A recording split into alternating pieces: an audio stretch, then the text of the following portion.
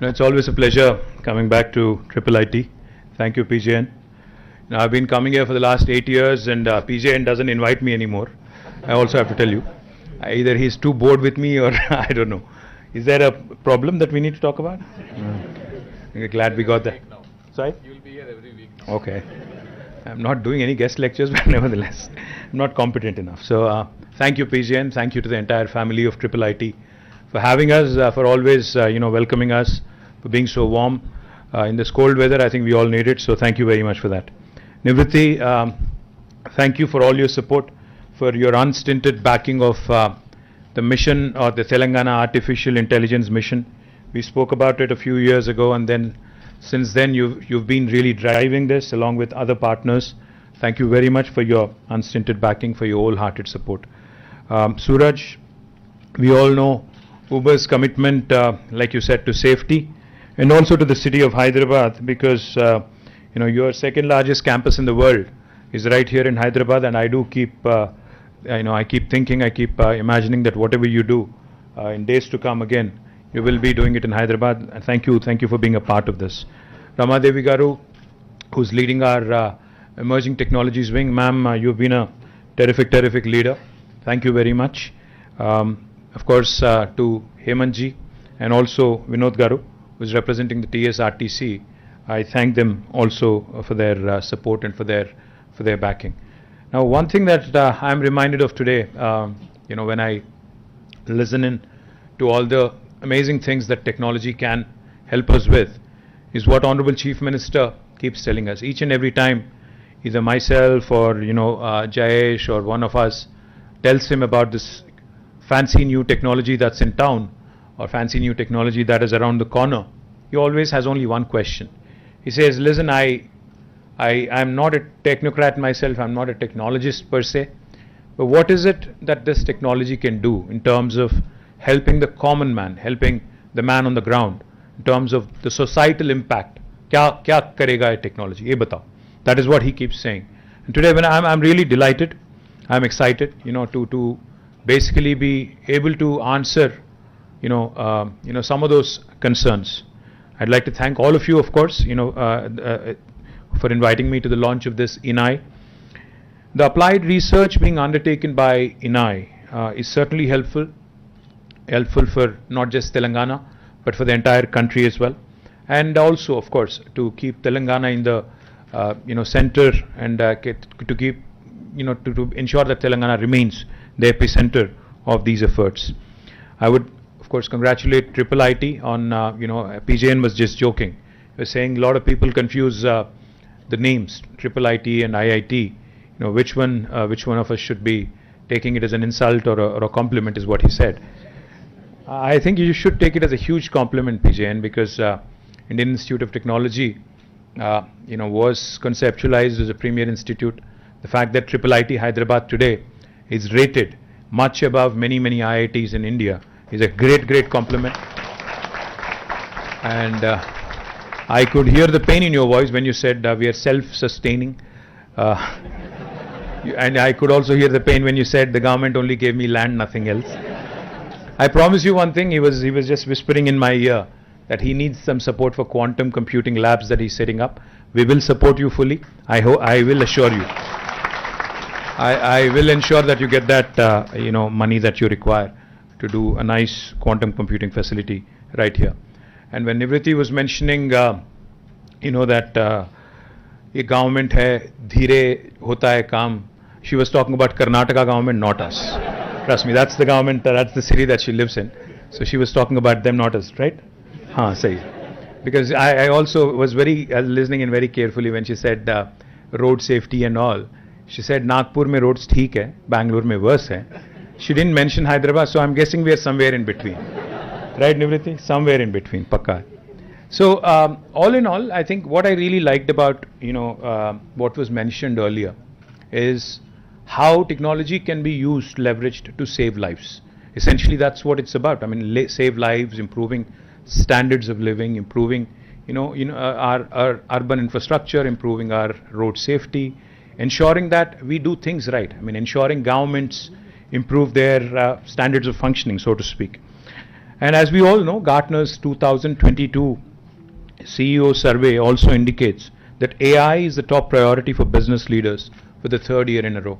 In fact, back in 2020, when government of Telangana had declared 2020 as a year of AI, little did we know that COVID was lurking around the corner. But we had a very ambitious agenda.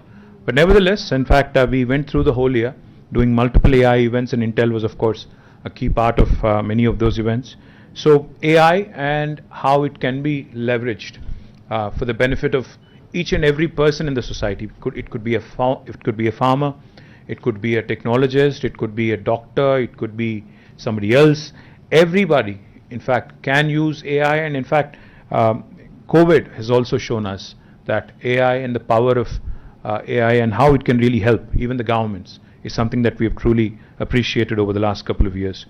Since AI acts as a new factor of production, Niti Aayog estimates that AI is expected to raise India's annual GVA growth rate by 1.3%, resulting in an addition of almost $957 billion to India's economy by 2035, which is 15% higher gross value added, which is GVA is obviously, as many of you would know, is a very close approximation of GDP. So almost 957 billion being added. We keep hearing about the 5 trillion economy.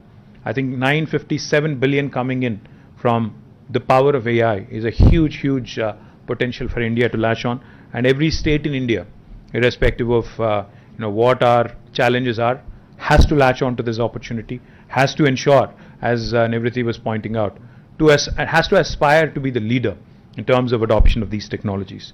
Realizing this economic potential of AI, Telangana became the first state to initiate a focused effort with the launch of AI framework in 2020. Under this framework, we've launched number of programs, and we've been playing an active role and have been playing the role of an enabler for the AI ecosystem. We had set up the Telangana AI mission, called as a TAIM, a dedicated institution in partnership with NASSCOM, to drive all AI initiatives in the state. In fact, Nivriti is also a member of TAIM, which is a governing council, and has been offering strategic leadership as well. A very important initiative of TAIM has been the RevUp Accelerator, which is currently supporting 80 plus MVP stage AI startups in a bid to generate unicorns over the coming years. Since availability of skilled manpower is critical to the growth of AI ecosystem, the government has also taken up skilling programs for students and faculties. AI, ML, deep learning, etc. All of these are being done in association with corporations like IBM, Intel, Microsoft, and NASSCOM Future Skills. Over the past couple of years, around 25,000 plus students and 4,500 plus faculties have been trained in such programs anchored by Telangana Academy for Skills and Knowledge, TASK, which is a government entity. Now, the government is also further ambitious this year and seeks to train at least 100,000 youth in high school in foundation AI courses, and would be glad to partner with Intel under its AI for Youth program. Now, data, as has been mentioned, is at the core of AI, and McKinsey actually estimates that digital transformation in agriculture alone could unlock $70 billion in Indian agriculture sector. Therefore, the government has also initiated focused efforts on data enablement in agriculture. We recently released an agriculture data management policy to enable protected sharing of both personal and non-personal data. Since Government of India's Personal Data Protection Bill is yet to become an act, the ADMP fills this critical gap with the goal of agri-tech innovation and development of custom solutions for the state of Telangana that would benefit the farmers. We have also initiated the development of an agricultural data exchange, which could be a game changer, that allows the easy and protected and secure sharing of all agri-related data, duly taking the consent of the data owners. The innovators shall be able to easily test and build their solutions on top of the data access through ADEX. Let me just give you a fascinating example of what data can do. In my constituency in Sirsila, we have a remote village which is possibly about 165, 170 kilometers away in a tribal habitation, a place called Veernapalli, which is now a Mandal headquarters, which has recently been recognized as a block headquarters, but it was actually a village. About 4 years ago, My honorable MP, the local MP, then it was Mr. Vinod Kumar, he had adopted Virnapalli. So we had travelled there. In fact, using his MP funds, he had set up a very interesting facility, a small facility where he wanted to use technology for the benefit of the farmers. In fact, he had consulted a technology company, which again, of course, was using AI even 4 years back, in trying to help the farmers, understand the pest and help them understand the soil fertility, etc., etc. So we were there to inaugurate the facility, and these were all farmers who were possibly not so literate, possibly semi-literate, if you ask me. So we were there, myself and the honorable MP and a bunch of officers. We were all there. So just like how we did today, we took a remote. We clicked the remote, the television set opened, and then there was a website which we had to click open, and we were trying to basically navigate through the website.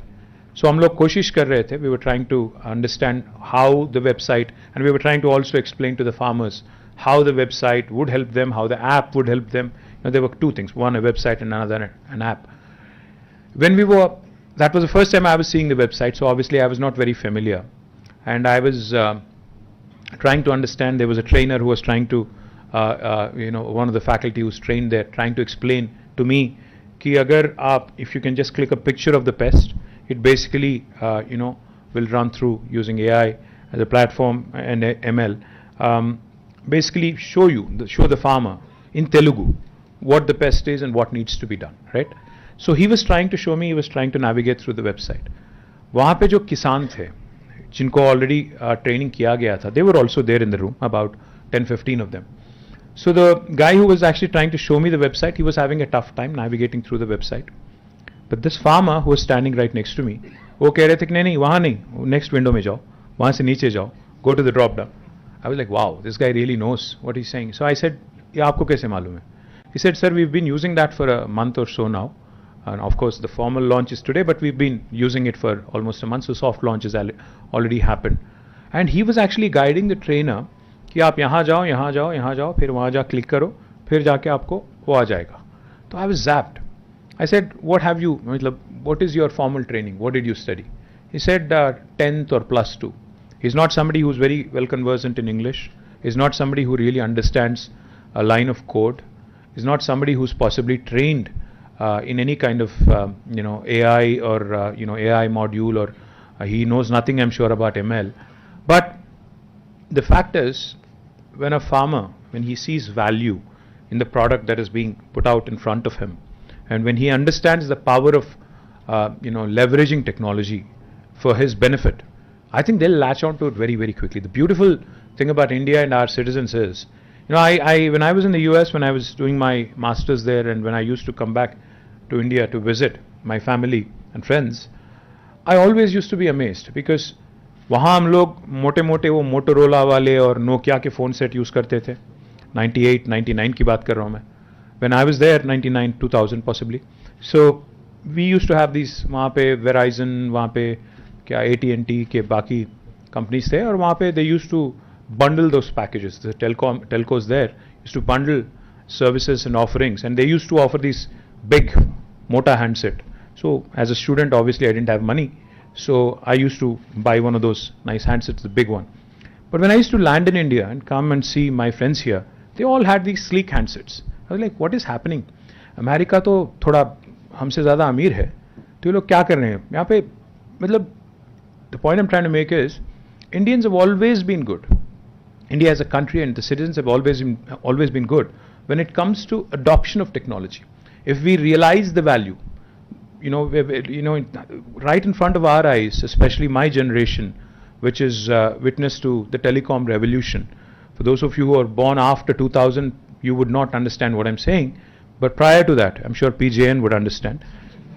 There was a time when to get a landline connection at home was a huge, humongous task. It was an achievement of sorts. I remember a time when घर पे अगर phone नहीं होता, and those of you who speak Telugu will understand, PP बोलते हैं, पक्किंटी phone. You have a phone in the next door neighbor, so whenever you give out your phone number, you would give it out as PP, right? So to get a phone was a task. You needed an MP's recommendation letter. You needed to go to the BSNL, do a nice, ego massage there so as to get a phone connection, and then eventually the phone set would come. You would pick up every day if you're a kid, if you're enthused about a new phone at home, you would wait for the ringtone. It's not happening. You remember, for those of you who are possibly from my generation, you would also remember trunk calls. We used to call the exchange fellow. There was only one in Hyderabad, I think Lagdikapul, which is where it is even now. We used to call them, book trunk call to Sangareddy, book trunk call to Karimnagar, etc., etc. But see what has happened right in front of our eyes. The landline's gone, it's passé now. Nobody wants a landline phone anymore at home. After the telecom, sector has been opened up by Government of India, the kind of revolution we have witnessed right in front of our eyes. Today, each and every one of us has at least one mobile phone for sure. Some of us have two, some of us have three. Pegasus and other things, do take a toll.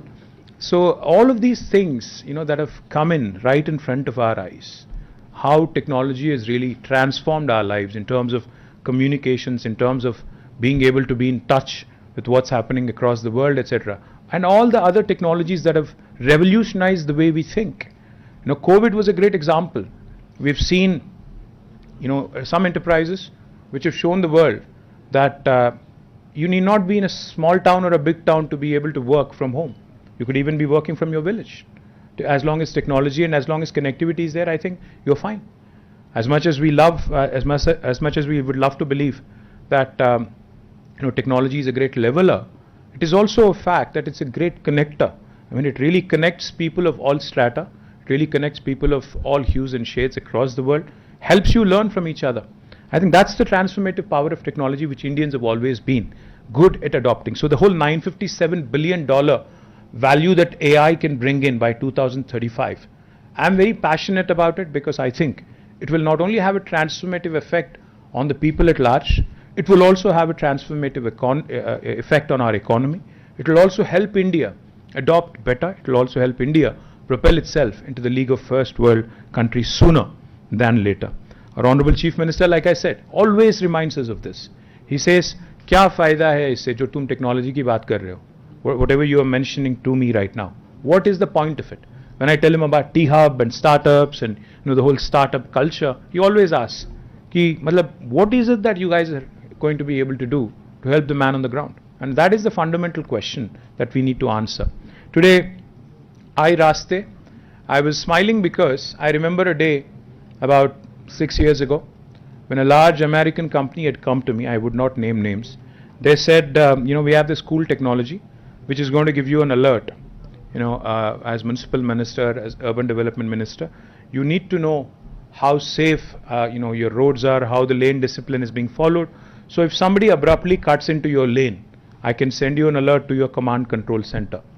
I smiled. I said, no, why don't you give me an alert when somebody is actually coming at me in a one-way street? He said, why? Why would you need that? I said, welcome to India, welcome to Hyderabad. That's how we live. It's organized chaos. So point I'm trying to make is, I thought, I've said this before and I'll say it again. India cannot merely ape or copy what's happening in the West. A solution that would have worked brilliantly in Los Angeles or in New York or San Francisco will not work equally well here. We need solutions like IIIT, where TSRTC, where our local faculties, our local researchers, our local companies have to work together. We need our own solutions, our own recipes, because our challenges are different. We don't have the same exact challenges. We don't exactly have the same set of problems. So therefore, I'm delighted, thrilled that we will be able to save. Mr. Vinod was mentioning that they spend about 50 crores in terms of compensation payments annually, which is 4 crores per month. This is a huge number for a loss-making corporation, which a corporation which is still in losses. I think this is the sort of technological interventions, disruptions that we really need to ensure that our entities become safer, our citizens' lives are saved, our corporations are benefited, and our people at large and our society at large is also helped. We have also, in fact, launched something very interesting in the agriculture domain, because more than 50% of our population depends on agriculture still. Our flagship project using AI is called Sagu Bagu. Sagu, as you all know, is basically farming. Bagu is good practices in farming. We're doing this in tandem with World Economic Forum, wherein various emerging technologies, including AI, are being deployed on ground in a PPP mode. And we believe that we'll cover about 50,000 plus farmers in 2 years. Under this, agri-tech players are also helping boost farmer incomes by deploying various solutions such as sowing window advisory, irrigation, soil nutrition advisories, etc. that help the farmers adhere to best practices and solutions like digital market connect, digital quality assaying, etc. Now, agri-tech projects that we have undertaken are delivering promising results already. For instance, AI-based pest management solution that was deployed in partnership with Vadhvani AI across 6 districts of Telangana to solve the pink bollworm menace for cotton farmers, which is a rather a horrendous problem for cotton farmers. The impact study undertaken by EY indicates up to 20% of increased profits, resulting from a mix of increased yield and lower input costs. So as long as you're able to give good advisory to farmers on the window in which they have to actually sow the seed, to what kind of efforts they have to put in to ensure that the soil fertility remains good, and also soil health remains good, and most importantly, how do you do pest management? I think a combination of all this will really deliver the much needed knockout punch, if you ask me, in terms of improving their farmers' income.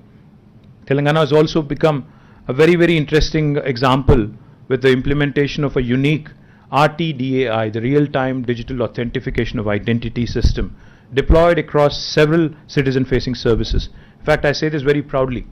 I get messages, and I don't know how many of you have used it, but Telangana is possibly the only state in the country where you can renew, not get a new one, but renew your driver's license sitting at home on a Sunday. This is the only state which allows you to do that by authenticating your digital identity in real time. Now, that is something that is truly important from a citizen's perspective, because it saves you from the hassle of visiting an RTA facility. In 21-22, about 1,20,000, which is about 40% of our pensioners, availed the life certificate through RTDAI, and 90,000 citizens availed the services of transport department through RTDAI. Now, what has a pensioner got to do with this? A pensioner has to submit, to avail pension continuously. Every year you have to basically go to an office, visit, and ensure that they understand that you need to receive pension and you need to receive your benefits going forward as well. Now, that at this point in time in Telangana can be done by using the RTDAI, the real-time digital authentication. Now, today when I stand here, I'm glad to see that IIIT's projects are focused on building AI solutions for population scale. I think that's the most important point, because whatever solutions that we come out with, for a large country like India, unless they're scalable, unless they help the large majority of the population, it would just remain a lab experiment. The micro labs is a highly unique initiative that shall bring genomic surveillance for the communicable diseases to point of care. Therefore, to bring the lab brings the lab to the people. In fact, when one of the speakers before me was mentioning that data-driven drug discovery is the order of the day, I think it was you, sir. I have to tell you, Novartis, which is one of the largest pharma companies in the world, has about 9,000 people in Hyderabad, and they do precisely that. They do digital drug discovery. In fact, it's their second largest facility in the world. And they're right here in Raidurgam, very close to where you are. They're not a pure play R&D facility here. They employ a lot of biostatisticians, bioinformatics, people who are experts in bioinformatics, and they do precisely this. They do a lot of simulation, they do a lot of data-driven analysis, and have been able to come out.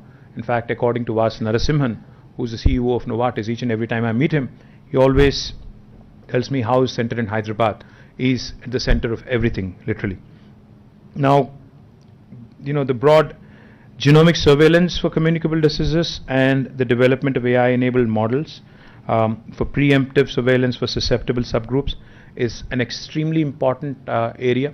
Hyderabad, in fact, I keep saying, on a lot of forums, Hyderabad is that city where biology meets technology, where artificial, data sciences meets life sciences, where Mangoverse meets Metaverse, where North of India meets South of India. So Hyderabad is that melting pot, which you could really leverage in these points of intersection. Information technology is an extremely strong area for us, and so is life sciences, so is biology.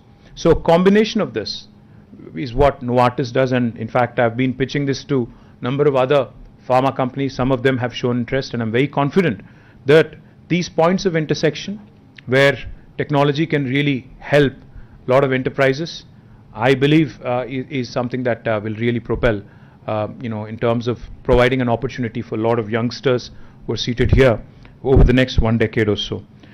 I'm delighted that Bodhyan is also, as a platform, has taken off, and it shall go, a step further in building the critical data sets in mobility that are required for the Indian driving conditions.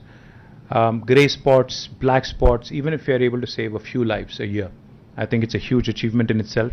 The advanced mapping using cameras, LiDARs, night vision cameras, radars shall help develop robust solutions that can be used to leverage human error-induced accidents.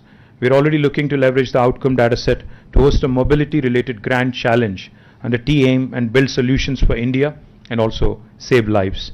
The iRaste, as I was mentioning, will be deployed in about 200 RTC buses, TS RTC buses, and I'm confident that it will not only save lives but also help the corporation and also help the drivers as well.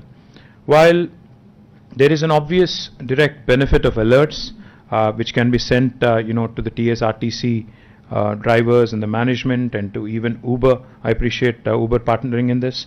I'm glad that the road network shall also be mapped, which I think is very, very important.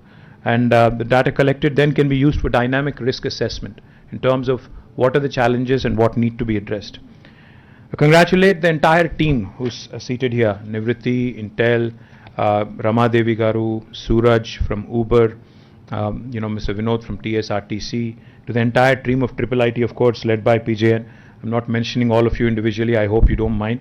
I think you're all represented here by your director. And I'm very confident that under your leadership, sir, that this mission will really go a long way and become a role model for the rest of the country. So thank you very much for once again having me here. Jai Telangana, Jai Hind.